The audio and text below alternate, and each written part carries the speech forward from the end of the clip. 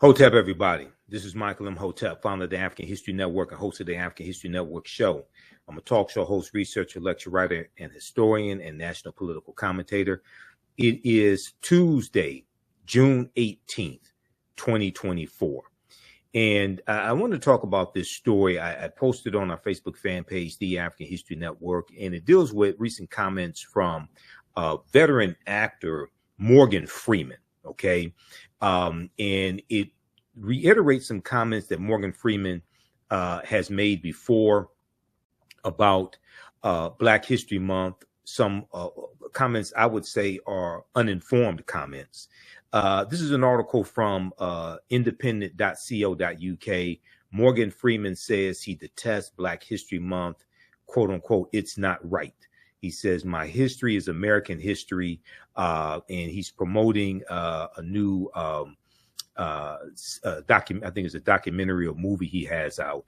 But he did an interview with Variety magazine. And in this interview with Variety, in the new interview with Variety, Morgan Freeman elaborated on those feelings. He said, I detest it.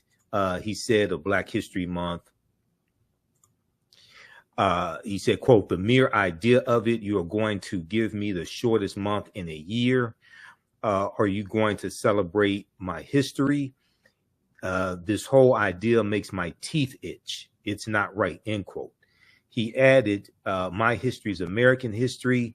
It's the one thing in this world I am interested in, beyond making money, having a good time, and getting enough sleep, end quote. Okay. He's currently promoting The Gray House, a Civil War era historical drama he produced along with Kevin Costner.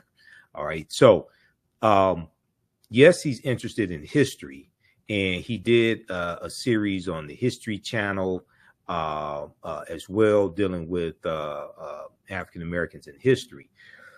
But he's grossly wrong about Black History Month, African American History Month, which was created in 1926 by Dr. Carter G. Woodson, okay, who co-founded the Association for the Study of African American Life and History, September 9th, 1915. So these comments here are similar to comments Morgan Freeman made in 2006 in an interview with Mike Wallace for 60 Minutes.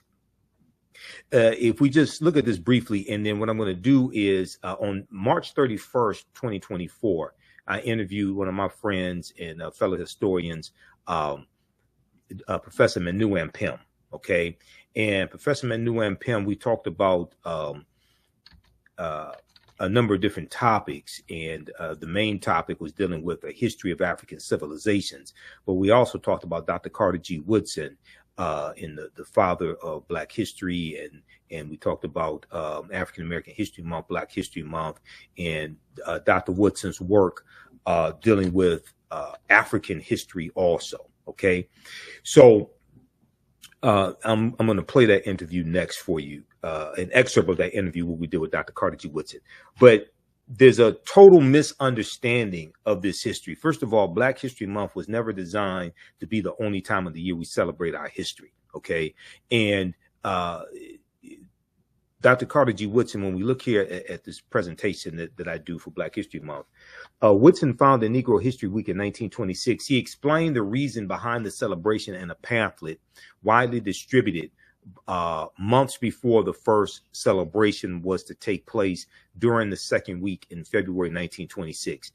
The reason why the month of February was chosen, okay, and we created Negro History Week, African American History Month. We created this. White people did not give us this, okay? The reason why the month of February was chosen is not because it's the shortest month of the year. It's not because it's the coldest month of the year.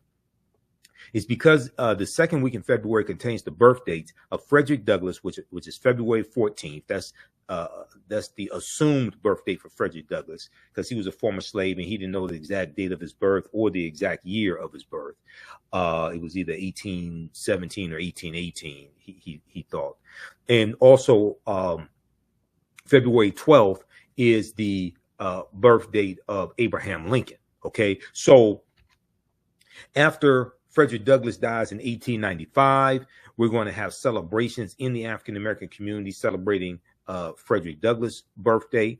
And after Lincoln is assassinated, April 1865, we're going to have celebrations celebrating Abraham Lincoln's birthday as well. Okay.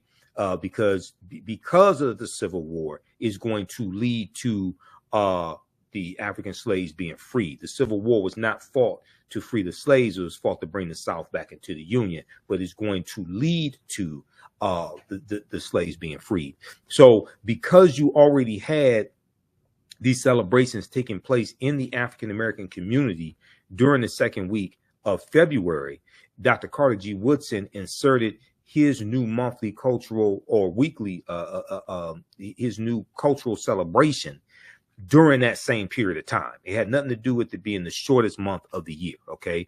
And if you just need to have 30 days to celebrate Black History Month, so you feel like a full human being or something like this, you can still celebrate March 1st and March 2nd. Okay, it's not against the law to continue to celebrate March 1st and March 2nd if you just have to have 30 days. But Dr. Woodson exclaimed that Blacks knew practically nothing about their history. Okay, African Americans knew practically nothing about their history. He ultimately believed that African Americans could benefit immensely from knowledge of their past and accomplishments of their ancestors. He added that race prejudice was the byproduct of whites' belief that Black people had not contributed anything of worth to world civilization. All right. And Dr. Woodson wrote a number of books. Miseducation of the Negro in 1933 was his most popular book, but he also wrote African Background Outlined as well. He wrote books dealing with the history of Africa also. Dr. Woodson argued that if the historical record was set straight, that if the history of Black people were studied along with the achievements of others in schools, not only would Black youth develop a sense of pride and self-worth, but racism would also be abolished. Dr. Woodson, so contrary to popular belief, Black History Month was never designed to be the only time of the year we study our history or celebrate our history. Okay. Dr. Woodson said that the history of African Americans had to be taught year round. Negro History Week was the first major achievement in popularizing Black history and was unique in that it focused on Black youth. Okay. It wasn't only for African American youth, but it focused on Black youth. Woodson realized that the miseducation of Black people began in their homes, communities, and elementary schools. Dr. Woodson's vision of Negro History Week was optimistic, strategic, and long-term. Optimistic, strategic, and long-term. He wanted the modest week-long celebration to serve as a stepping stone toward the gradual introduction of Black history into the curricula of all levels of the U.S. educational system. Okay. And he said that teachers needed to diligently prepare for the celebration months in advance as well. And he said Negro History Week should be a demonstration of what has been done in the study of the Negro during the year, and at the same time as a demonstration of greater things to be accomplished. He said this was in his instruction to school teachers. Okay. He said that a subject which receives attention 1 week out of the 36 will not mean much to anyone. Read Dr. Peril Dagbovi's fantastic book on Dr. Carter G. Woodson called Carter G. Woodson in Washington, D.C., the father of Black history. Okay, so there's a lot of just gross, total misunderstanding of African American History Month. And in the segment from the interview I did with historian Professor Manu Ampim, professor at Contra Costa College, Professor Manu Ampim talks about moving to African Heritage Month as well. And he talks about how a lot of African Americans are afraid of embracing African culture, African history. And he also has criticisms for ASALH Today, Association for the Study of African American Life and History, which is the organization that Dr. Carter G. Woodson co-founded September 9th, 1915. Before we go to the excerpt of the interview I did with Professor Manu and Ampim, I want to remind you, visit our website, AfricanHistoryNetwork.com, AfricanHistoryNetwork.com, and register for the online history classes that I teach on the weekend. And we have our Juneteenth, my latest lecture here as well, dealing with the real history Juneteenth. That's in digital download and on DVD format. But Saturdays, I teach ancient Kemet, the Moors, and the Ma'afa, understanding the transatlantic slave trade, what they didn't teach you in school. We deal with thousands of years of history and what leads up to the transatlantic slave trade taking place. So the next classes for that are June 22nd and June 29th, 4 p.m. Eastern Standard Time. Click right here to register for that. We have our class lesson plan here that you could read and actually download. We deal with thousands of years of history and what leads up to the transatlantic slave trade taking place. And Sunday, June 23rd, my new class starts up, 10-week online history course, Black Resistance Movements from the Haitian Revolution, U.S. Civil War, Civil Rights Movement, and Black Power Movement, 1800 to 1968. That class is on sale, $80. Register for that. You can register for both classes in the course bundle. It's on sale right now, $120 for the course bundle. But this is a fantastic class, and we look at history from 1800 through 1968, 1970 to see what leads up to the Civil War taking place, what happens after the Civil War ends, the Reconstruction Era, Jim Crow era, what leads the laws and policies put in place that lead us to where we are today to understand where we need to go from here. Now, we do the sessions live. All the sessions are archived and recorded. You can go back and watch it anytime. Even after the course is over with, you can go back and watch the entire course, okay? So visit our website, AfricanHistoryNetwork.com. The content is PG-13, so you can use this content with our children. Also, I have other lectures that I've done there as well in DVD format and digital download format at our website, AfricanHistoryNetwork.com. And you can support the African History Network, $ the AHN Show, through Cash App, $ the AHN Show through Cash App, and through PayPal, paypal.me/the AHN Show. So we have the information right here on the homepage and our link to Cash App and PayPal as well. And information about the African History Network show, Sundays, 9 p.m. to 11 p.m. Eastern Standard Time. Here's the interview, an excerpt of the interview I did March 31st, 2024 with historian Professor Manu Ampim. So when you talk about Dr.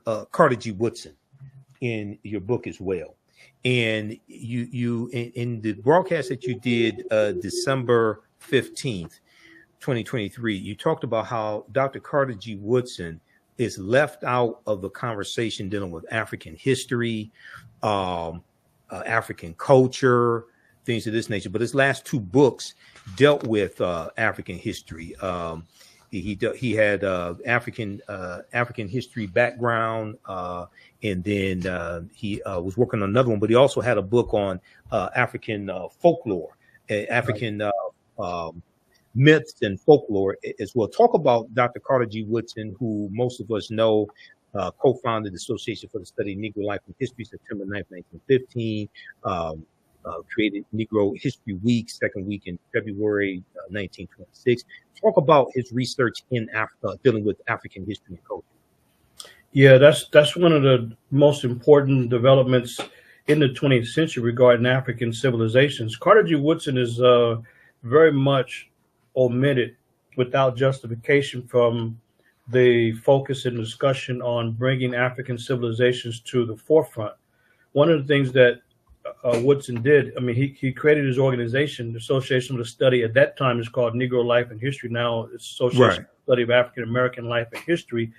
And Woodson began to do his work in the early 20th century. And when Woodson was around up until when he passed in 1950, his focus was increasingly on African civilizations. But from the time that Woodson led the charge to make the focus on history of Black people front and center, when he created the week in the second week of February 1926, Africa had always been a central component for Woodson. So and he's left out. So a couple of things that folks should know. He wrote several books on Africa. You mentioned Right. African myths and folktales. That was one. The last two books he wrote was African Heroes and Heroines, and the last book is the African Background Outline. That was Right. the last two books. Not only that, but the last three articles written by the great scholar who passed in 1950. The Right. last three articles written by Woodson was a article series simply called Egypt, a 3-part series, and it was called Egypt because for Woodson, the mission was to bring back the missing pages, the missing chapters, and the missing volumes of the Black contribution to U.S. and world history. So for Woodson, this was unacceptable that Black people had been written out of the story of U.S. and world history and contributions. So for him, it was to establish our humanity. So when Woodson is focusing on in his essays and his books and his presentations to his organization, when he's arguing that there has to be the missing pages put back into the story, he's not just talking about the experience here in the U.S. He's looking at a global experience. When he says world history, he means just that. But so when Woodson was around, not only is he writing about African civilizations in his articles, his essays, and his books, but even the theme of the organization. You look at the organizational themes, and you see a number of themes during the lifetime of Woodson dealing specifically with Africa. Since that time, the organization's moved away from Woodson's position on Africa. And the problem is that people don't even know. If they look at the journal now it's a Journal of African American Life and History, but the Journal of Negro History. When that was founded in 1916, the very first issue is dealing with Africa. And not only that, but he has a team of writers who are focusing on Africa. So they from the very first issue of the journal, volume 1, number 1, there's several articles dealing with Africa, and they constantly did book reviews, and they're on Africa, not only from the first issue of the volume of the journal all the way through. But not only that, but even the bulletin. Later on, they created the bulletin of then it was called Bulletin of Negro History. Now it's a Bulletin of the Black History Bulletin. But in 1937, the very first issue, Woodson, as the editor, he has a big old picture of Africa on page 6, a big old picture on the very first issue. And in fact, all the way through, there is focus on Africa, and this gets left out of the scholarly discussion, and when scholars are looking at the Black history movement, they leave out Woodson and his unique focus on African civilizations. Like, for example, let me just give one example of what gets left out. So in March of 1939, the so-called Negro History Bulletin, which was designed and focused on for teachers, so that teachers can teach the students, this is what Woodson wrote. He says sculpture reached its first, sorry, let me go to the title. The title is The Negro in Art, From Africa to America. And this is the March 1939 issue, volume 2, number 6. And this is what Woodson writes. He says sculpture reached its first high level in ancient times under the Egyptians. The Sphinx near the pyramids of Giza, the temple at Luxor, the rock temple at Abu Simbel, and the obelisk show the greatness of Egyptian architecture and sculpture. And so he's claiming Egypt or Kemet as an African civilization, but he's writing articles all the way through. He's reviewing books like Lorenzo Turner on Africanisms in the Gullah dialect. And Woodson's reviewing the books like that because Africa was front and center for Woodson. There's not a time that Woodson was not writing articles and or books about Africa, or his organization having themes dealing specifically with Africa. What Osla has done, and you mentioned Daryl Scott, he's one of the last persons defending Woodson when Woodson said that self-publishing is self-defense. And so what the organization has done, they've left out Woodson's work on Africa, not because it's not there, because they're uncomfortable. So Professor Scott, Dr. Scott, he was arguing that how in the world could you disregard the work of Woodson when he established in 1922 Associated Publishers. He said that Associated Publishers Inc. Yep, the publishing company. 1922. And so the thing is that Woodson said that nobody can edit and change your work if you're publishing yourself. So that's why for him, he can say whatever he wanted to say. Like you had the great book there, The Miseducation. He was able to say what he wanted to say, when he wanted to say it, and who he wanted to say it to. But what the organization did is decide to disrespect the tradition, disrespect Woodson. And now if you want to get the journal, you got to go through the University of Chicago. And Dr. Scott was one of the last battlers to say, this doesn't make sense. This is not Woodson. This is not Woodson's tradition. But guess what? Those folks are the one, and they may be listening. So what? Challenge the evidence. They're the ones uncomfortable with Africa. That's why they. I get that impression. I get that impression that many of them are uncomfortable with Africa. They're uncomfortable with Africa, and that's why they would rather give up independence against Woodson's position and give the publication to the University of Chicago. So, folks, if you want to get the journal of what's now called a Journal of African American History, or get the back issues of the Journal of Negro History, you got to go through the big mainstream institution, University of Chicago Press, and not through the Association for the Study of African American Life and History, because those professionals who have the money and the resources to remain independent, but they don't have the orientation. So they disrespect Woodson and they disrespect his tradition. There's no defense to it. So kudos to the guest you had on, because Brother Scott. He was one of the last ones fighting to try to keep a respectful focus on Woodson's vision. So not only has the organization give up the independent publishing apparatus, but they've abandoned Africa. And you look at the theme now, everything is African American. There's nothing wrong with that. But look, Brother Michael, here's how we do it in the Woodson tradition. And I have some of the themes. Go ahead, keep talking, because we got some of the themes. Because there's been a theme. There's been an annual theme for Black History Month, Negro History Week, African American History Month since 1928. Yes. Okay, and Dr. Woodson picked these themes. He died in 1950. Go ahead and then we're gonna go over a few of these themes that dealt with Africa, because most African Americans don't know there's been an annual theme for Black History Month. When I do my presentations on African American History Month, I said we don't have to keep recycling the same 15 to 20 sanitized Negroes every year. We don't understand how powerful this monthly cultural celebration is and why it was actually created. Go ahead. Yeah, as a matter of fact, to that list, we'll also put 1972 on that list: African art, music, literature, and a valuable cultural experience. But look, I'm glad you have that there, because this is new information that gets omitted. So if we look at the focus of the annual themes, Africa's front and center, because when Woodson said that the goal was to put back in the missing pages of world history, what the hell do they think they was talking about? World history is talking about Africa.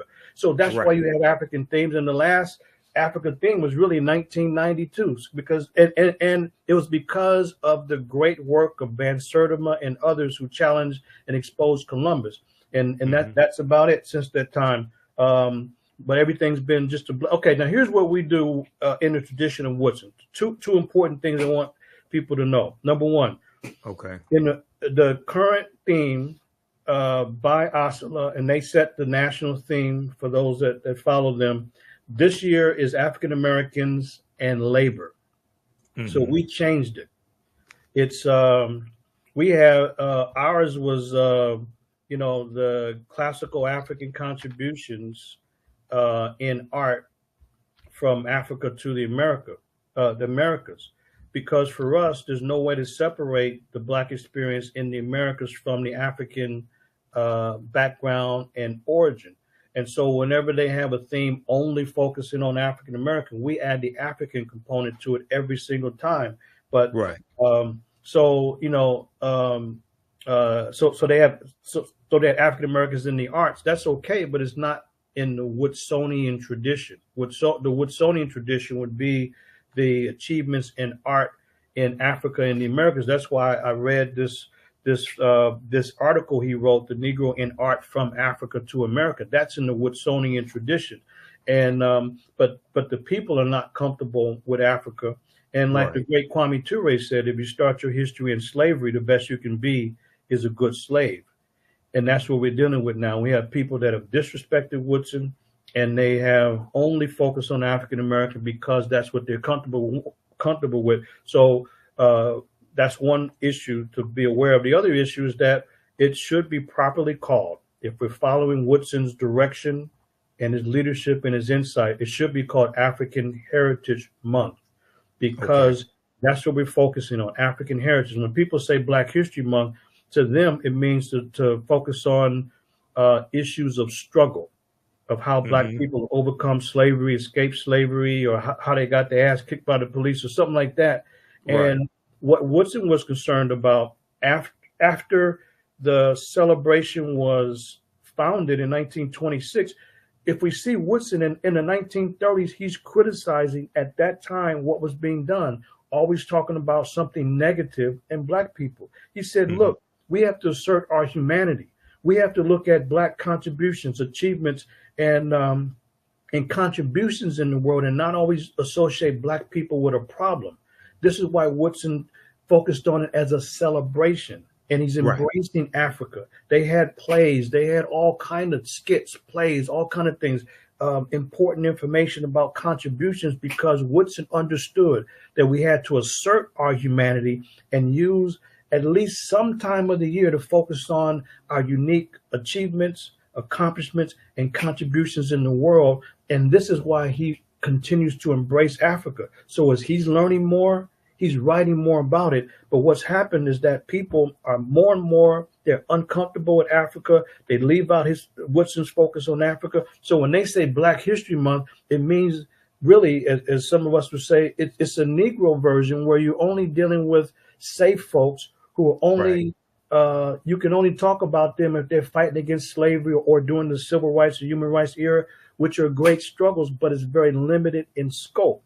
And so African Heritage Month means that we have to embrace Africa as we look at the overall Black contributions. This is why at our college, we've always had themes that associate the celebration. That's what we have with Africa and our experience in the Americas. And we tell folks that we do not endorse all of the negativity you all want to bring in February, because this is a chance for us to assert our humanity. So it should be African Heritage Month as a reminder that Africa must be the foundation for our perspective. But those that are dealing with Black History Month, most of that is negative. Like, for example, I saw a flyer, somebody shared something with me that somebody had a Black History Month event, and all I saw was a fashion show and some drinking. So what the hell is this? This is a Black History Month event. You know what I mean? Because it ain't got nothing to do with Africa, and it's got nothing to do with contributions to humanity. So, Brother Michael, what's important is that we reteach and re-educate it, even the informed community, the so-called, whatever they call it, the conscious community, to shift. Because this is the only way in which we can take back the focus created by Woodson and separate it from all this craziness, and make sure that we define it as African Heritage Month and force people to have positive events that embrace our unique contributions to humanity, which I lay out in my book. I have a whole section on these contributions in math, medicine, architecture, social organization, medicine, you name it. And these contributions must be front and center. And this is what the concern was of Woodson, as he was criticizing those folks that only focused on problems and not the contributions of Black people. Excellent, excellent. And the name of Professor Manu Ampim's book again is A History of African Civilizations. This is the second revised edition, A History of African Civilizations. You can get it at his website, advancingtheresearch.org, advancingtheresearch.org. We have it up here on the screen. We're going to put the link again here in the thread of the broadcast. Please support this brother. Order his book today. This is great reading material, great material to use with your children. I'm going to pull this back up, this slide I have, because this is a slide from my African American History Month presentations. And this is research I did years ago. If we just look at some of the themes, now there's been an annual theme since 1928. And if you go to Asalah's website, asalah.org, asalh.org, they have all the themes going back to 1928, annual themes. 1928, Civilization, a World Achievement. 1933, Ethiopia Meets Era in Truth. 1935, The Negro Achievements in Africa. 1936, African Background Outlined. Now, we know Dr. Woodson died in 1950, but 1960, the annual theme was Strengthening America Through Education in Negro History and African Culture. I don't understand how you deal with Negro history and African culture, but okay. This is 1960. But in 1971, African Civilization and Culture, A Worthy Historical Background. And then we know let me see, I have a Sala's website up here right now. We know in, let's see, 1992, you talked about African Roots, Experience New Worlds, Pre-Columbus to Spatial Exploration. So that was the 500-year commemoration of Columbus setting sail on his first voyage. 1987, Afro-Americans and the Constitution from Colonial Times to the Present, etc.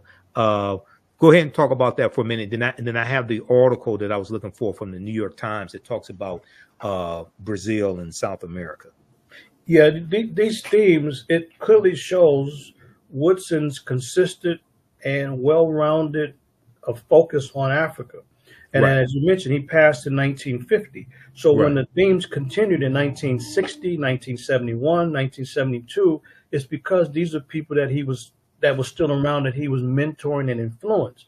But as time has gone on, they've separated. I'm talking about the organization from Woodson's focus on Africa, and the community and the public has fallen into this, unfortunately, of separating Woodson from Africa and separating his scholarship from Africa, because Woodson more and more was focusing on Egypt, Ethiopia. I mean, I can read so many different articles and statements that he made about Ethiopia as the forerunner of Kemet. He says that Ethiopia, which came first, it was the forerunner. And his book, Ethiopia and Kush, Abyssinia, the grandmother. Yes. He's talking about that, and he's mentioning in his book, the Negro in Our History. This is when, in 1922, this is when he starts to focus on this. And the Negro in Our History, this was the definitive textbook for decades until John Hope Franklin wrote his book. But before John Hope Franklin's book, From Slavery to Freedom, Woodson's book, the Negro in Our History, was the standard text. And so every aspect of his work, including the organization, you see it through the themes. You see Woodson's influence on Africa. But Brother Michael, we would never know that today if you read and listen to these scholars today. It ain't that the evidence is hard to find. Like you say, anybody can go to Oslo's website and see the themes and see the other publications. It's not difficult, but of course, now you got to go to the University of Chicago. You can get some of these early volumes and get the articles on. So this is why it was important for me in the second revised edition.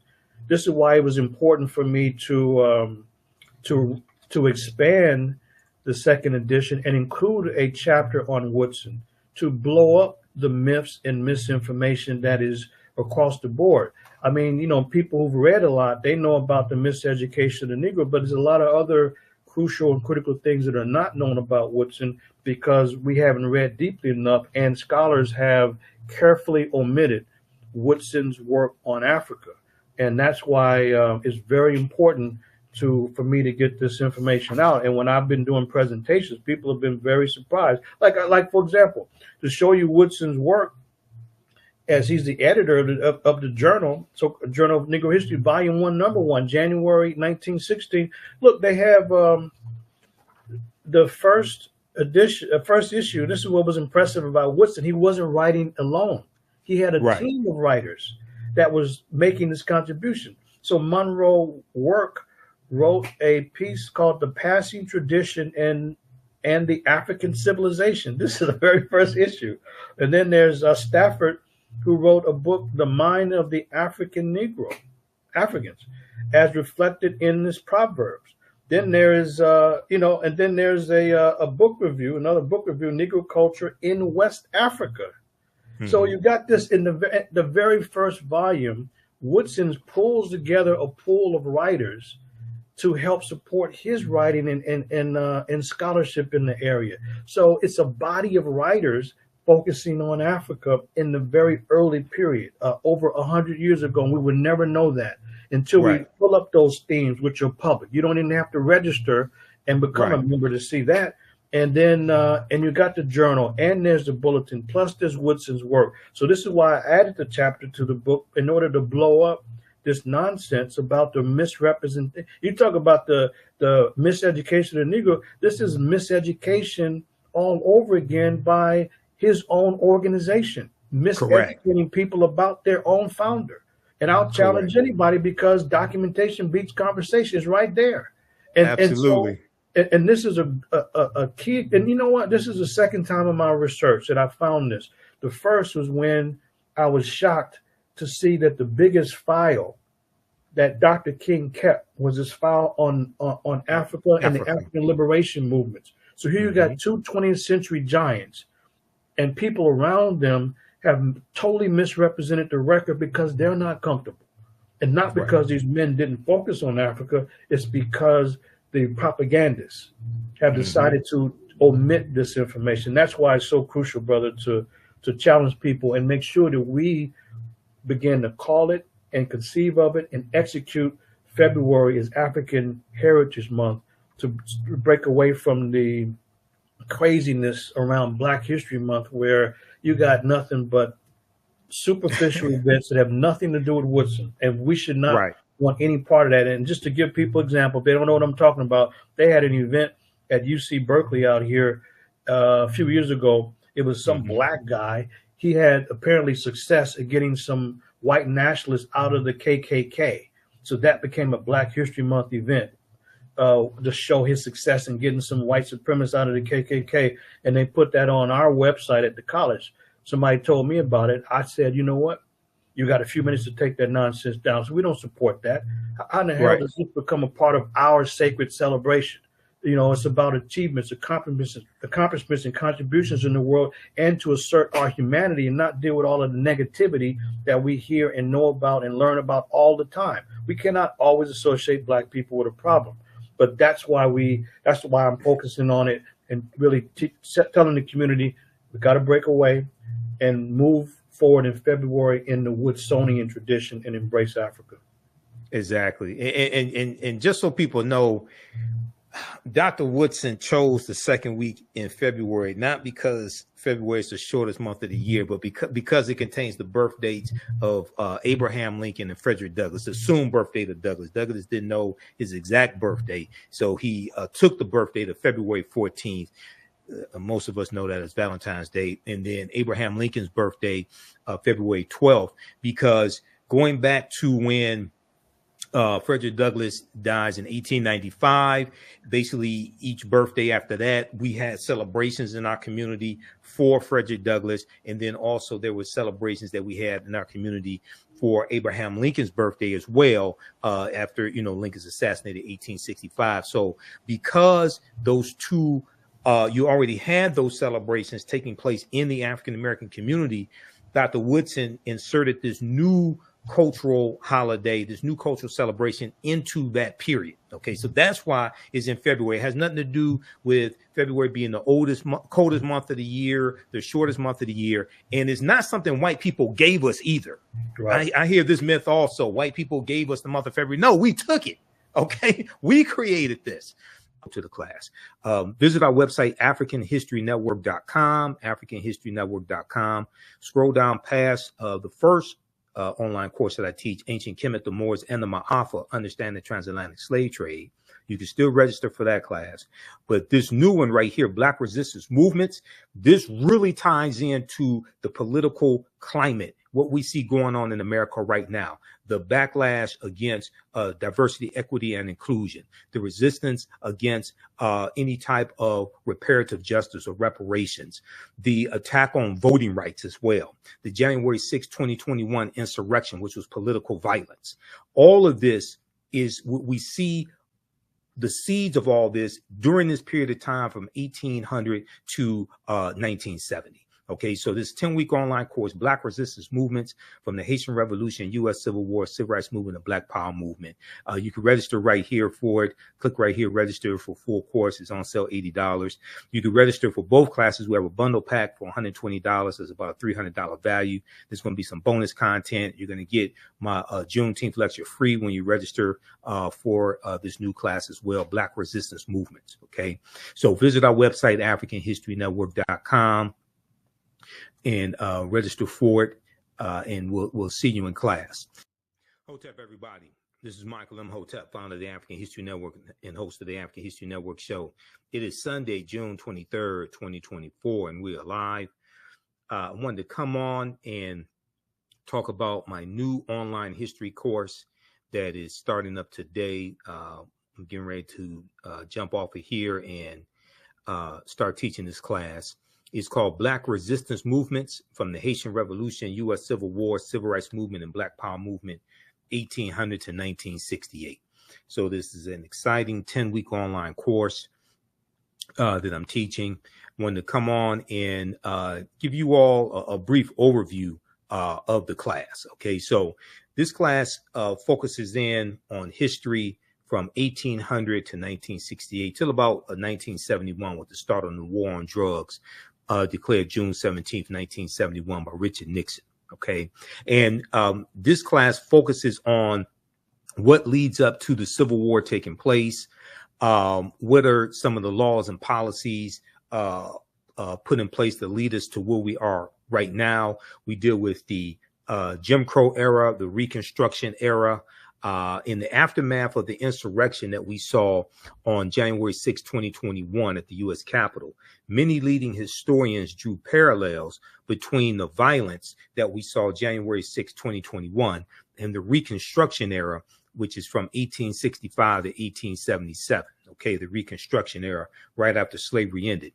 The period of political revolution directly following the American Civil War. This was the Reconstruction era, and is going to be partly because of political violence that brings about an end to the Reconstruction era. And we also know that we have the Compromise of 1877 as well, where Rutherford B. Hayes is declared president, the Republican, and he agrees to the Democrats' demands to remove the Union troops out of the South. Okay. Now, this 10-week online history course will analyze U.S. history primarily from the African-American perspective, beginning in the period 1800 to 1865. But one of the things that we're going to highlight in this class is Black resistance and how we fought back to white supremacy and racism. Okay. This course looks at different ways African Americans fought back against racism between 1800 to 1968. Your understanding of politics is directly related to your understanding of history. Your understanding of politics is directly related to your understanding of history.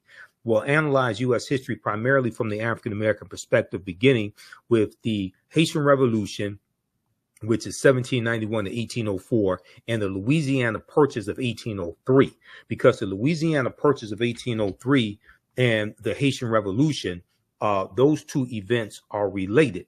And we know that the Louisiana Purchase is going to double the size of the U.S. at the time. And the U.S. is going to get 828,000 square miles of land from France. And one of the reasons why France sold this land is because France and Napoleon and were getting their behinds kicked by the Haitians in their colony of Saint Dominique that those Africans are going to call Haiti. Okay, and then we call it Haiti. And Haiti is the Arawak word for that island nation of Haiti. Okay, this is where that comes from, Haiti. And we talked about this in my class, the class that I taught yesterday, Ancient Kemet, the Moors, and the Ma'afa, Understanding the Transatlantic Slave Trade, where they didn't teach you in school. That Haiti is an indigenous Arawak word, which means mountainous land, mountainous land. So we're going to deal with this history, and then you could trace that history of the island of Hispaniola, or what Christopher Columbus called La Isla Española, the Spanish island, and the word is anglicized to Hispaniola. And the island of Hispaniola is where you have the Dominican Republic and the Spanish colony of Santo Domingo, which the French take over that Spanish colony of Santo Domingo in 1697 and call it Saint Dominique, and that's where Haiti is today. Okay, so when we look at this history, even though we're looking at history from 1800 to 1968, we can trace this history back to the Moors going into the Iberian Peninsula, today known as Spain and Portugal, in 711 AD, and what happens after that. Because we know it's August 3rd, 1492, that Columbus set sail on the Nina, the Pinta, and the Santa Maria, and he's financed by Spain and King Ferdinand and Queen Isabella. We know on August 2nd, 1492, Spain expels the Sephardim, the Sephardic Jews, and we know on January 2nd, 1492, during the Spanish-Grenadian Wars, the Moors lose control of their last stronghold in Spain, which was Grenada. Okay, so we see a chronology of all of this history. And then we see the Louisiana Purchase, which doubles the territory of the United States. The U.S. is going to carve out about 15 states out of that land they get from France. And France did not legally own that land. This is stolen land they got from Native Americans as well as African people who were already here as well. And we know from reading Dr. David Imhotep's book, The First Americans Were Africans, Documented Evidence, we know African people were here in this land we call the United States of America, going back at least 51,700 years ago. Okay, so, this is already a given. Okay, so what we're going to see here in this class is a chronology of this history and what leads to the U.S. Civil War taking place. We'll look at things like the Missouri Compromise of 1820, okay, the Kansas-Nebraska Act of 1854, and after we look at the Mexican-American War, 1846 to 1848, and after the Civil War ends with the, General Robert E. Lee surrenders to General Ulysses S. Grant at Appomattox Courthouse in Virginia, April 9th, 1865. And then you have June 19th, 1865, Juneteenth. But as we will look at in this class, we know that the Emancipation Proclamation did not free the slaves. Okay, the Emancipation Proclamation did not free the slaves. We know that the border states of Maryland, Missouri, Kentucky, and Delaware, they were all exempt from General Order Number 3. Okay, delivered by Major General Gordon Granger. And, we just commemorated Juneteenth, and we should celebrate Juneteenth. But as you saw in the videos from my presentations for Juneteenth 2024, I said that we have to protect the history of Juneteenth and correct the history of Juneteenth. And June 19th, 1865, when those enslaved Africans in Galveston, Texas, got the word that they were freed, that was not the last day of slavery, because Kentucky and Delaware did not abolish slavery until December 18th, 1865. And that is when the 13th Amendment was adopted. We know that when Georgia ratifies the 13th Amendment, December 6, 1865, Georgia becomes the 27th state to ratify the 13th Amendment, and it becomes law, and it's adopted December 18th. So Kentucky and Delaware did not abolish slavery until 6 months after Juneteenth. So how could Juneteenth be the last day of slavery? Okay, so a lot of these reports that you hear in the media are basically false about Juneteenth. Okay, so we go through and we look at some of these original documents. We look at the U.S. Constitution, Emancipation Proclamation, things of this nature. And the Reconstruction Era is a very, very important period of history that's not talked about a lot in schools. Okay, and Americans, number one, are very ignorant of history, but Americans know very little about the Reconstruction Era as well. You can register for this class because I'm going to jump off here and jump into the class. class right now at our online school and start teaching the intro to the class. Visit our website, AfricanHistoryNetwork.com, AfricanHistoryNetwork.com. Scroll down past the first online course that I teach, Ancient Kemet, the Moors, and the Ma'afa, Understanding the Transatlantic Slave Trade. You can still register for that class. But this new one right here, Black Resistance Movements, this really ties into the political climate, what we see going on in America right now, the backlash against diversity, equity, and inclusion, the resistance against any type of reparative justice or reparations, the attack on voting rights as well, the January 6, 2021 insurrection, which was political violence. All of this is what we see. The seeds of all this during this period of time from 1800 to 1970. Okay, so this 10-week online course, Black Resistance Movements from the Haitian Revolution, U.S. Civil War, Civil Rights Movement, and Black Power Movement. You can register right here for it. Click right here, register for full course. It's on sale, $80. You can register for both classes. We have a bundle pack for $120. It's about a $300 value. There's going to be some bonus content. You're going to get my Juneteenth lecture free when you register for this new class as well, Black Resistance Movements. Okay, so visit our website, AfricanHistoryNetwork.com. and register for it, and we'll see you in class. I want to go back to this PowerPoint presentation. These are some of the actual slides from the class. There are 80 to 100 articles that we look at in this course, and there are numerous slides that I put together for this class as well. There's 2 binders full of articles that I teach, because it's really close to about 100 articles that we look at here. So we go through, we look at the 13th Amendment. Now, contrary to popular belief, people think the 13th Amendment has an exception clause because it says, except as punishment for a crime whereof the party shall have been duly convicted, shall exist within the United States or any place subject to their jurisdiction. So people are under this misconception, oh, well, this is why you have mass incarceration, because of the 13th Amendment. No, that's false, okay? What is the 13th Amendment? What law is the 13th Amendment based upon? The 13th Amendment is based upon what's known as the Northwest Ordinance of 1787. The Northwest Ordinance of 1787 dealt with the Northwest Territory. It dealt with Michigan, Ohio, Indiana, Illinois, Wisconsin, and Minnesota.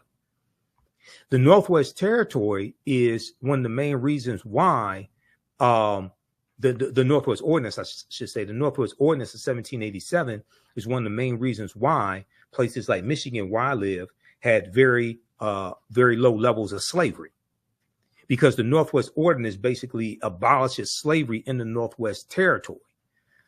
And when I did my presentation for the Detroit Reparations Task Force on March 2nd, 2024, some of you all have seen the video of that lecture because I've been rebroadcasting it on my social media platforms. I talk about the Northwest Ordinance there, officially titled An Ordinance for the Government of the Territory of the United States, northwest of the River Ohio. The Northwest Ordinance was adopted on July 13, 1787 by the Confederation Congress. Okay, this is the same Congress. This is who drafts the U.S. Constitution. Okay, in 1787 at the Philadelphia Convention, the Confederation Congress, the one house legislature operating under the Articles of the Confederation. So the Northwest Ordinance chartered a government for the Northwest Territory, provided a method for admitting new states to the Union from the territory, and listed a Bill of Rights guaranteed in the territory. And one of the things that it did was basically forbade slavery. A Bill of Rights protecting religious freedom, the right to a writ of habeas corpus, that means having your day in court before, being convicted, the benefit of a trial by jury, and other individual rights. In addition, the accordance encouraged education and forbade slavery. So this is why, like in 1832, Michigan had in 1830, the U.S. Census showed Michigan only had 32 slaves. In 1773, we know Detroit had 73 slaves. Okay, but after that, in 1787, you're going to see a drastic decline in the number of slaves that the Michigan Territory has, and then Michigan becomes a state in the Union in 1837, and it gets admitted to the Union as a free state. So this is why I said that the people that, even though slavery did exist in Michigan, there was very low levels of it. And also many of the numbers that you see talking about the number of slaves in Michigan, that also included Native American slaves. And at one point, Native American slaves outnumbered African slaves 3-1. So this is why when we talk about reparative justice, we have to specifically understand the history of the city or state that we're talking about. We can't just run around talking about slavery, slavery, slavery. You owe us $17 trillion. That's not going to work. Yeah, I mean, go watch my presentation. I got deep into this. Okay, so then we go through and take you throughout history. We look at the Reconstruction era, right? The Reconstruction era is not talked about a lot in schools. And there was a excellent article from time.com, Time magazine, that I use in the class. And it deals with how schools are not teaching about the Reconstruction era. And the Reconstruction era is extremely important to understand because it helps us better to contextualize what is taking place right now. What is taking place right now? The attack on critical race theory, okay? The banning of books that are taking place, especially books dealing with the history of slavery and the civil rights movement, things of this nature. And then you have the initiative to reshape the federal bench, the federal courts, and the U.S. Supreme Court into an ultra-conservative court as well. So we see all this continuation, all these political fights, things like this coming from the Reconstruction era and going into the Jim Crow era. A new report finds that 45 states are failing to teach students about the period that shaped race relations after the Civil War. Now, this is an excellent article from January 12, 2022 by Olivia B. Waxman for Time magazine. And this was basically a year and 6 days after the January 6, 2021 insurrection. In this article, it says in the aftermath of the insurrection a year ago at the U.S. Capitol, many leading historians drew parallels between the violence that we saw January 6, 2021 and the Reconstruction era, the period of political revolution directly following the American U.S. Civil War. So Civil War is 1861 to 1865. Quote, now, Eric Foner is one of the top historians when it comes to the Reconstruction era. Okay. Historian Eric Foner said, quote, the events we saw reminded me very much of the Reconstruction era. Okay. The events we saw reminded me very much of the Reconstruction era and the overthrow of Reconstruction, which was often accompanied or accomplished, I should say, by violent assaults on elected officials. So whether we have like the Clinton, Mississippi riot of 1875, where President Ulysses S. Grant refused to intervene. He implemented his non-intervention policy, but he intervened in 1871 using the Ku Klux Klan Act of 1871, and he cracked down on Ku Klux Klan activity in South Carolina. He declared martial law in 9 counties in South Carolina, and this is after Congress passed the third of the enforcement acts, and this one is section 241 of U.S. Code, is known as the Ku Klux Klan Act of 1871. Okay, now Eric Foner is the author of the book Reconstruction, America's Unfinished Revolution, 1863 to 1877. He said this in an interview with the New Yorker magazine published a week after the January 6, 2021 insurrection. Now, scholars say studying the aftermath of the U.S. Civil War can help put into context many of the most seminal events in the U.S. in recent years, from the brutal murder of George Floyd, May 25th, 2020, okay, in Minneapolis, Minnesota, by Derek Chauvin, to the voter suppression laws enacted after African-American voters played a big role in helping Joe Biden and Kamala Harris be elected president and vice president in 2020. But despite the timeliness of the era in today's climate, many students in American schools will not get a full education on Reconstruction until they get to college. But majority of them are not going to go to college. The Reconstruction era, understanding this is why when I talk about Juneteenth, I say we can't deal with just one day in history. Juneteenth leads you to the Reconstruction Era, 1865 to 1877. It leads you to the Civil Rights Act of 1866, which allows African Americans to enter into legal contracts and negotiate wages. And it's the Civil Rights Act of 1866 that's being used against us now in these anti-diversity, equity, and inclusion lawsuits that white conservative Ed Bloom is filing. He filed it against the Fearless Fund, the African American women who give out grants to businesses of women of color. And Ed Bloom is saying that they're discriminating against white business owners. It played a part also when we deal with the affirmative action being overturned in college admissions. That was Ed Bloom, conservative activist Ed Bloom, who filed that lawsuit once again. So one of these Reconstruction laws and the 1866 Civil Rights Act, that was the foundation of the 14th Amendment of 1868. Now you have these white supremacists using these laws against us that were created for us. And this is why we have to understand this history and understand, and your understanding of politics is directly related to your understanding of history. Okay. And this is why I say we have to practice political self-defense. Understanding how these laws and policies impact African Americans, impact our economic condition, how to weaponize our vote, how to fight back against these people, take them out of power, vote them out of office, and understanding how to protect gains that have already been made. If you don't understand history, you don't understand the gains that have been made. The attack on voting rights, Senate Bill 201, okay, coming out of Georgia. That's very similar to the attack on voting rights, African-American voting rights that we saw at the Mississippi State Constitution, the Mississippi State Convention in 1890, okay, shortly after Reconstruction ends. And they're rewriting the Mississippi State Constitution to oppose poll taxes and literacy tests, to suppress, it was specifically designed to suppress the African-American vote. There's an excellent article from the Washington Post called "The Mississippi Plan to Keep Blacks from Voting in 1890. Quote, "We came here to exclude the Negro," end quote. Now, that quote, "We came here to exclude the Negro," is a direct quote from Solomon Saladin Calhoun, who was the white county judge who presided over the Mississippi State Convention.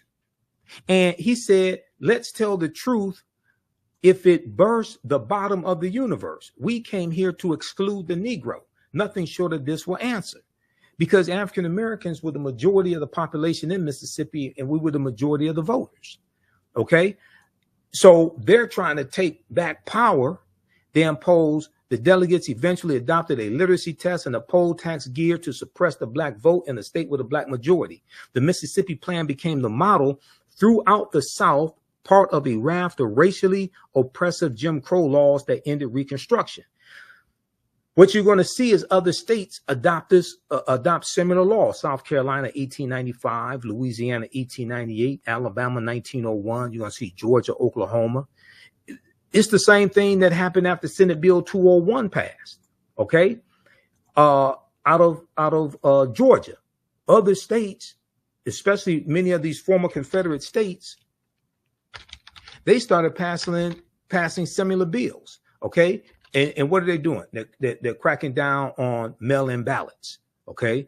And they're trying to find ways to suppress the votes of African Americans, Latinos, Asian Americans, white college students as well. It's not just targeting African Americans. We are the main target, though, because we have historically been targeted, because there has always been a fear of African American political power in this country. Read the article from motherjones.com. Now, you know, I'm a national political commentator. You see me on Roland Martin Unfiltered every Friday. You see me on the African History Network show. I just did Attorney Areva Martin show this week as well, this past week. You know, she's a CNN legal analyst, Areva Martin. So I was on her radio show on 1580 AM KBLA out of Southern California, which is Tavis Smiley's radio station. I did the Carl Nelson show on WOLB Baltimore, Radio 1. I did his show on Monday, June 17th. We dealt with Juneteenth history and politics and the 2024 presidential election, etc. Look at this article right here, May 13th, 2021. Leaked video, Dark Money Group brags about writing GOP voter suppression bill across the country. Quote, we did it quickly and we did it quietly, end quote, said the executive director of Heritage Action. Now, this is an excellent article that I use in my classes. This is written by Ari Berman and Nick Sergey. Ari Berman used to write for thenation.com, and during the 2016 presidential election, Ari Berman wrote a series of articles dealing with the voter suppression that was taking place during the 2016 presidential campaign. And he has one article that deals with how there are 868 fewer polling places to vote at in the 2016 campaign. That's a direct result of Shelby County versus Holder, U.S. Supreme Court case of 2013, which gutted Section 5 of the 1965 Voting Rights Act.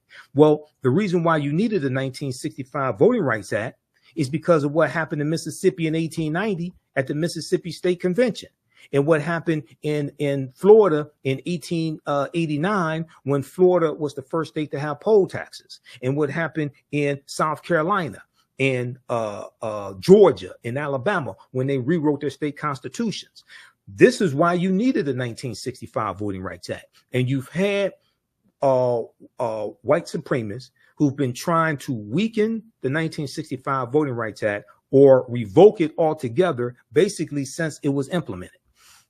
So quickly here, when we look at this piece from Mother Jones, okay, how many of you all know this? Senate Bill 201 was crafted by Heritage Action for America. Here's what happened. In a private meeting last month with big money donors, the head of a top conservative group boasted, I want everybody to see this. We're going to zoom in on this. The head of a top conservative group boasted that her outfit had crafted the new voter suppression law in Georgia and was doing the same with similar bills for Republican state legislators across the country. They did it with Senate Bill 201 in Georgia, and they did it with other similar bills in Republican state legislators across the country. Quote, in some cases, we actually draft them for them, end quote, she said, or we have a sentinel on our behalf, give them the model legislation so it has that grassroots from the bottom up type of vibe, end quote. The Georgia law had, quote, 8 key provisions that Heritage recommended. Jessica Anderson, the executive director of Heritage Action for America, a sister organization to the Heritage Foundation, told the foundation's donors at an April 22nd gathering in Tucson, Arizona, in a recording obtained by the watchdog group documented and shared with Mother Jones. Those included policies severely restricting mail ballot drop boxes, preventing election officials from sending absentee ballot request forms to voters, making it easier for partisan workers to monitor the polls, preventing the collection of mail ballots, and restricting the ability of counties to accept donations from nonprofit groups seeking to aid in election administration. Okay, now this law was signed into law by Georgia Governor Brian Kemp, and when he signed it, he was in a room with all white men. And he's sitting down at the desk, and above him is a painting of a slave plantation. Go research this when they did this, okay? But check this out. It gets deeper. Do you know who the Heritage Foundation is? The Heritage Foundation is an ultra right-wing conservative think tank, And they're the ones who engineered Project 2025, the Heritage Foundation. Have you heard about Project 2025? All of this stuff, all the history and politics is connected. This is what we deal with in this class. This is why I had to create this class, because the first course that I teach, Ancient Kemet, the Moors, and the Ma'afa, Understanding the Transatlantic Slave Trade. So we deal with history going back thousands of years, and deal with what leads up to the transatlantic slave trade. And we deal with the transatlantic slave trade like globally, and then deal with it here in the U.S.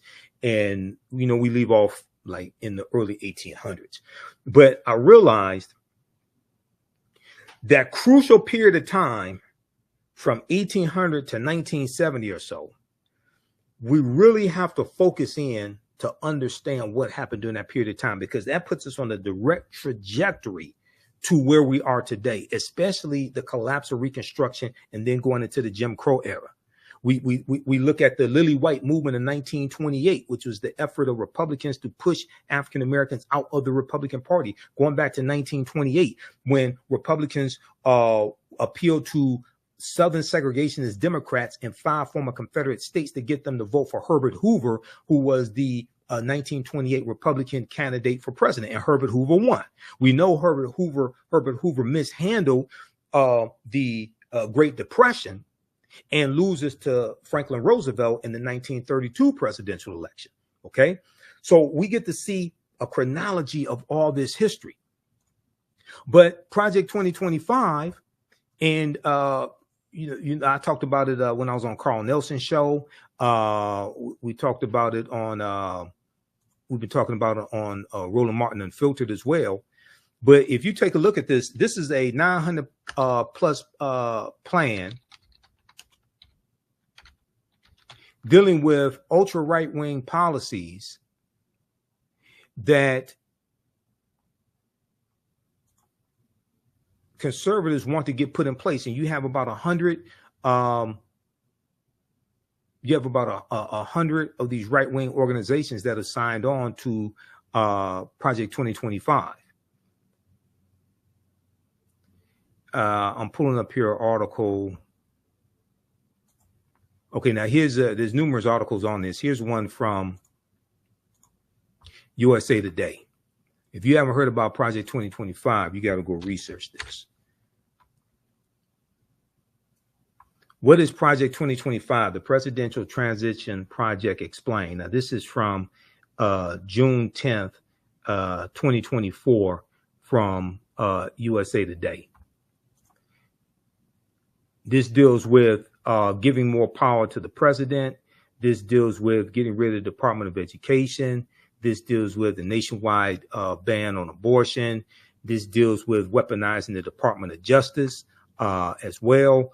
I mean, this stuff is deep. This deals with politicizing federal employees and getting rid of thousands of federal employees and implementing a loyalty pledge as well to be a federal employee. What is Project 2025? The Presidential Transition Project Explained. This is from the USA Today. The detailed plan to dismantle and reconstruct the government laid out by conservative groups known as the 2025 Presidential Transition Project has critics up in arms over its apocalyptic and authoritarian nature. The Heritage Foundation, a conservative think tank in Washington, D.C., led an effort to create the more than 900-page Mandate for Leadership published in April 2023. So this is the type of planning these people are doing.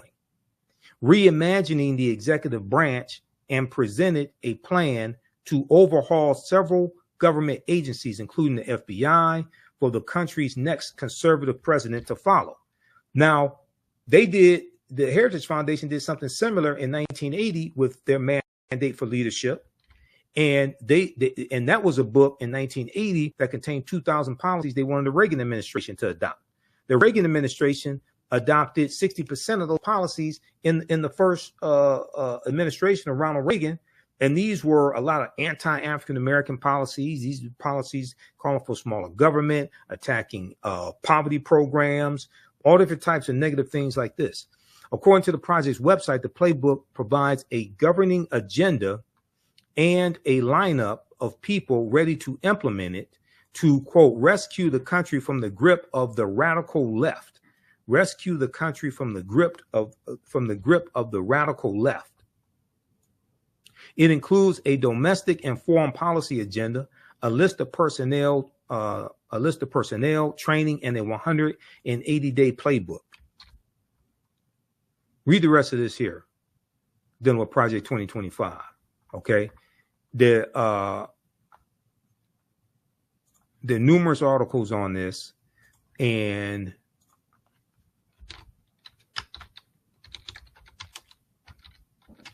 let me pull up something here. This is one from, let's see.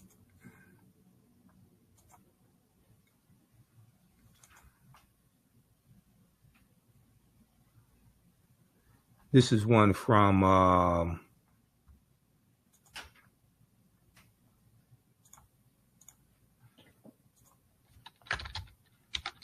I'm not going to pull up that one. That's a video.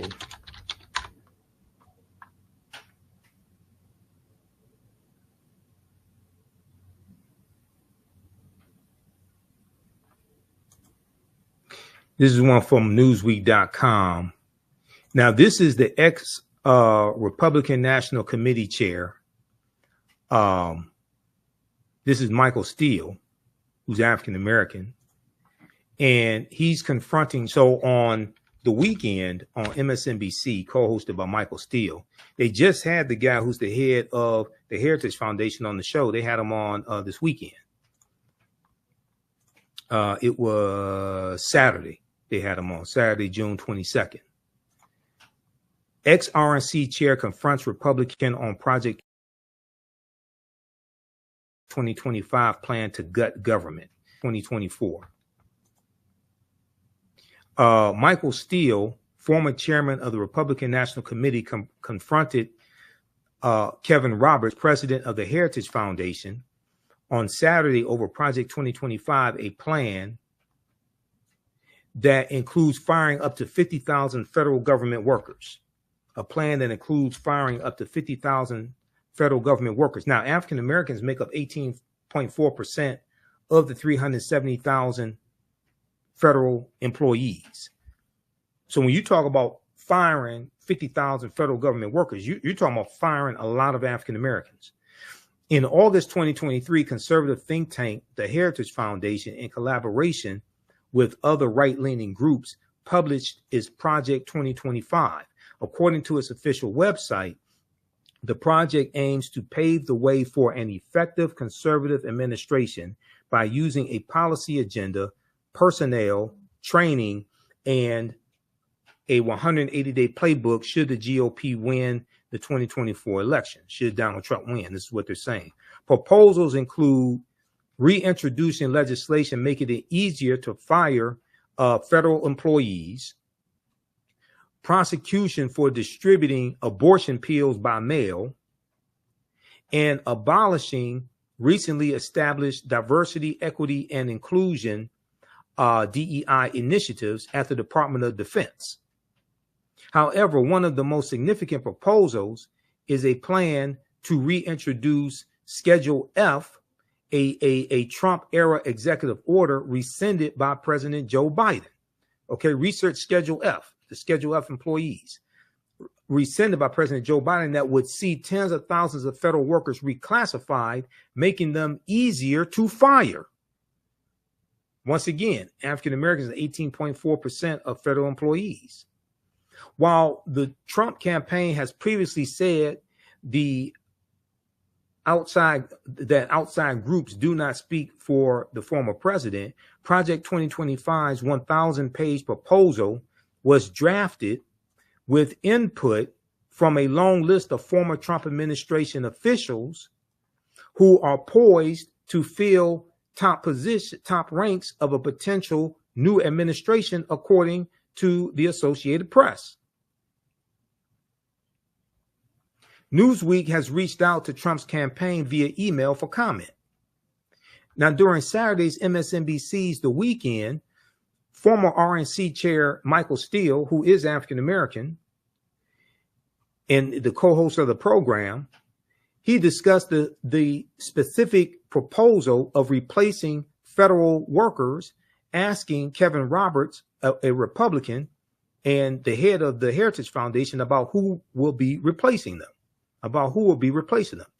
Quote, talk to us about what that looks like if Heritage is calling for removing 50,000 federal employees. Who are you replacing them with, and where do they come from?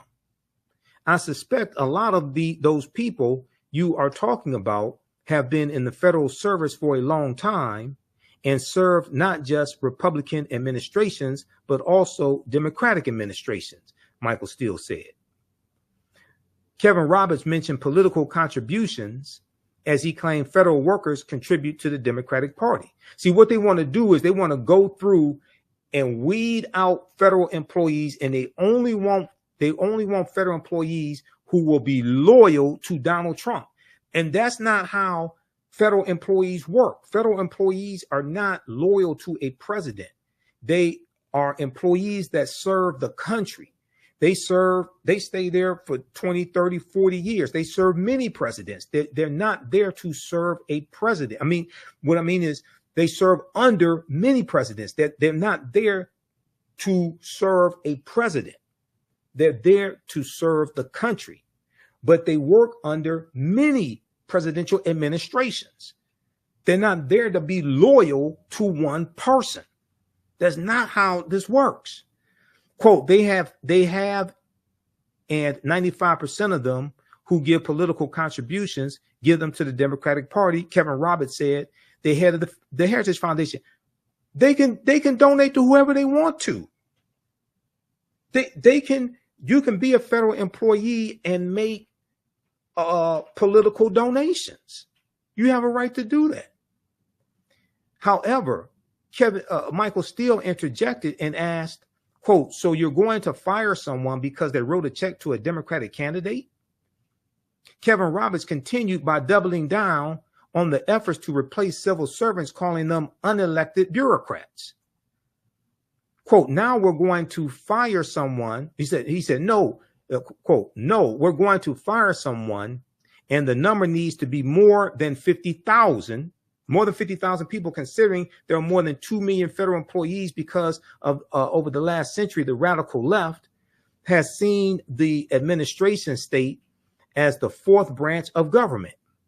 They're unelected bureaucrats, but ultimately we have to devolve power from the imperial city of Washington back to the people.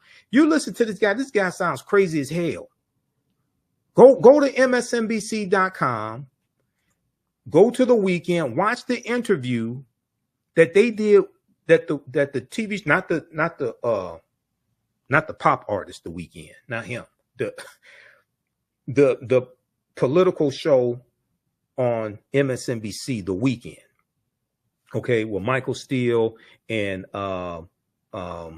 Simone and Menendez. Okay, go watch that. They interviewed Kevin Roberts Saturday, June 22nd, 2024. This dude sounds like a Trump bobblehead, full of conspiracy theories. And he's the head of the Heritage Foundation. This is the organization that created Project 2025. Not only that, the 226 federal judges that Donald Trump got confirmed, and the 3 Supreme Court judges, those judges came from lists submitted to him from the Heritage Foundation and the Federalist Society. Go research that.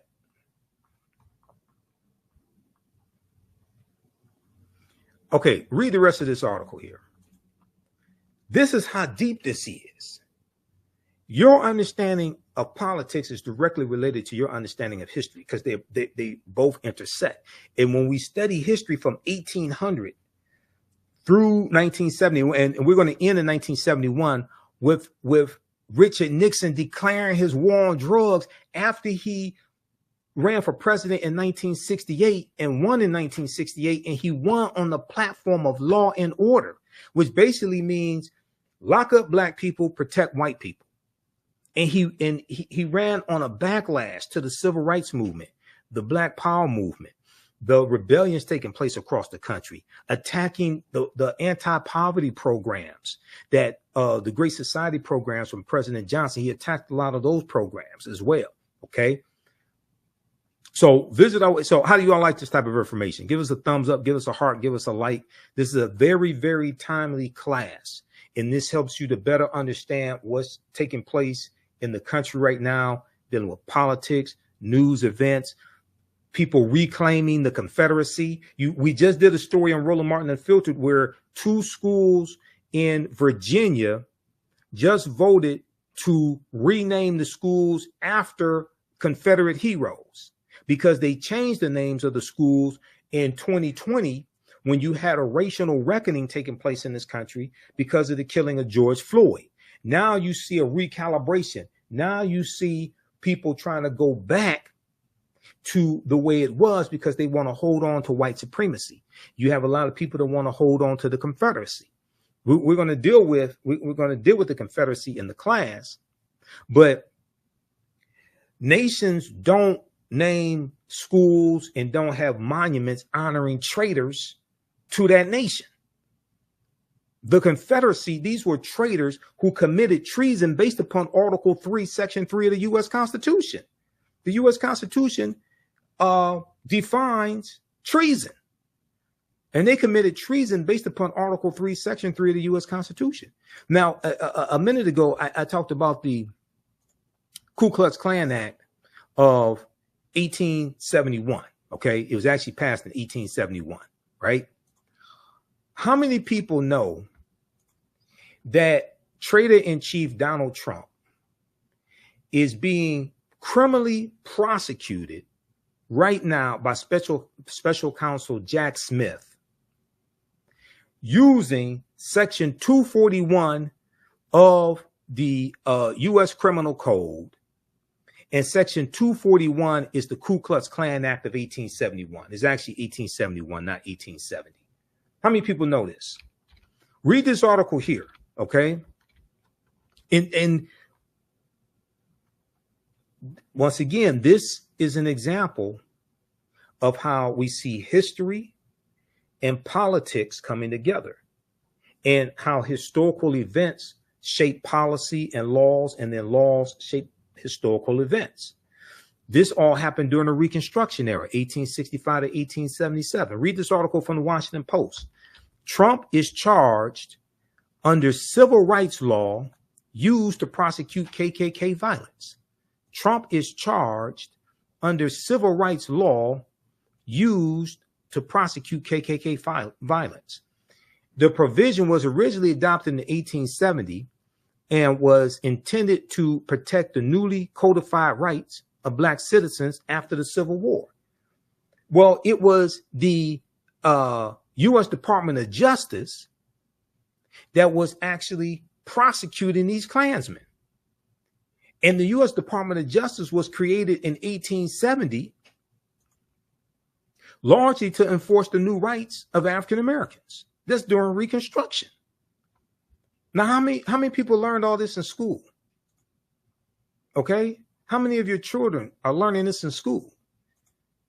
So then when you see this is why if you see me in Roland Martin Unfiltered and on the African History Network show, I tell you the work that Kristen Clark is doing in the Civil Rights Division of the Department of Justice, the work that Merrick Garland is doing, because the prosecution, the investigation, number one, and the prosecution of the January 6, 2021 domestic terrorists, that is the largest investigation the U.S. Department of Justice has ever done since they were created in 1870. And one of the main reasons why those domestic terrorists attacked the U.S. Capitol is because 16.9 million African Americans voted for Joe Biden and Kamala Harris. And then the day before that attacked January 5th, 2021, you had the special election in Georgia, once again, Georgia, and Senator Raphael Warnock won his election. Okay, the African-American senator, he won his election. And John Ossoff, the Jewish candidate, Democrat, he won his election, which gave Democrats a slim majority in the Senate. So there was a lot of racial animus that was driving this hatred that we saw explode in Reconstruction-like era violence and them assaulting over 140 police officers. Yet Donald Trump says he loves police officers and he backs the blue. But he sat there for 187 minutes in the White House watching it on television and did absolutely nothing. He backed the blue until the coup. That's what happened. He backed the blue until the coup. All right, so visit our website. How do you all like this type of information? Who still needs to register for this online history course? I'm about to get out of here and jump into the class and start teaching this class. Visit our website, AfricanHistoryNetwork.com, AfricanHistoryNetwork.com. Scroll down. We have my new Juneteenth lecture there. It's a 3-hour lecture. If you register for this class, you're going to get the Juneteenth lecture in digital download format. Okay. But you can order it in DVD or digital download format. You can register for the first class I teach, Ancient Kemet, the Moors, and the Ma'afa, Understand the Transatlantic Slave Trade, what they didn't teach you in school. Now, we do the sessions live. All the sessions are archived and recorded. You can go back and watch these anytime. So even after the course is over with, you can still go back and watch the class. Okay. A year from now, 2 years from now, you'll still have full access and you can watch the class. This content is PG-13, so you can use this with your children. Okay, so it's not overly graphic. I don't do a lot of cursing or anything like that. And it's very visual. So there's articles that we reference, books that we reference. I show you usually the book references on the screen, so you don't have to buy any of the books if you don't want to. But register here. We're going to do a class introduction right now. I teach this at my online school, so you can register for this course. Click right here, register for full course at AfricanHistoryNetwork.com. We just posted a link here in the thread of the broadcast. You can also support the African History Network, $ the AHN show through Cash App and through PayPal, paypal.me/the AHN show. That helps us keep doing the research, stay on the air, keep broadcasting, pay some of the bills. This is our official Cash App account, $ the AHN show, SHOW. When you go to it, it'll say Michael. There's some like 5 or 6 fake African History Network Cash App accounts out there that I have identified, like these right here. Oh, and you can click on a Cash App link right here. Here's our QR code. Okay. And then here's our link for PayPal as well. This helps us keep doing the research, stay on the air, keep broadcasting, pay some of the bills, finance our Sunday night show, the African History Network show. I usually do that Sundays, 9 p.m. to 11 p.m. Eastern Standard Time on our social media platforms as well. All right, we have to get out of here. Hopefully you learned a lot today. You can email me through the website if you have any questions, AfricanHistoryNetwork.com. We'll see you in class. Remember, right now is correct wrong behavior. What you do for yourself, what you do to yourself, and what you allow other people to do to you and get away with is based upon what you think about yourself. What you think about yourself is based upon what you have been taught about yourself. What you've been taught about yourself is based upon everything you've read, heard, and seen about yourself. So when you control the radius of a man or woman's thoughts, you can control the circumference of his or her actions, because the mind can't do or teach what it doesn't know. And your understanding of politics is directly related to your understanding of history. Okay, so we'll see you in class. Listen to the African History Network show. And Wakanda, right now is correct wrong behavior. It's not over till we win. Wakanda forever.